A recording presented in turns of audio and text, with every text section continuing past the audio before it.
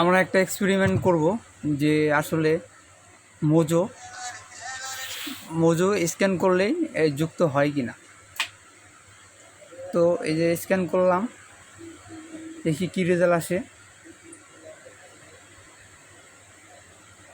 যে daily collection এখানে আজকে দিছে যে 1,13,400 টাকা, কোনো চেঞ্জ নাই। তাহলে আমরা আরেকটা বোতল আমরা চেক করে দেখি যে ওইটাতে আসতেছে কি না, যোগ হয় কি না।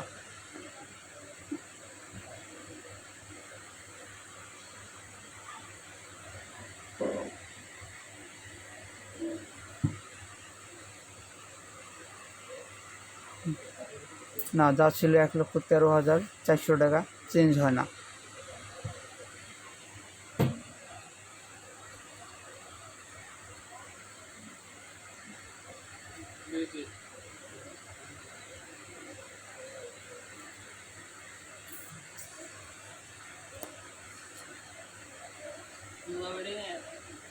আমরা পরপর 3টি বোতল স্ক্যান করলাম, কিন্তু টাকা যোগ হলো না। আসলে যোগটা তাহলে হয় কিভাবে, এটা সবার কাছে জানার ছিল যে যোগটা আসলে হয় কিভাবে।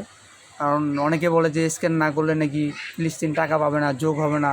তো স্ক্যান করে তো যোগ হচ্ছে না, তাহলে যোগটা করে কিভাবে? এটা কি আসলে ওনারা কি মন গড়া কোনো কিছু করে?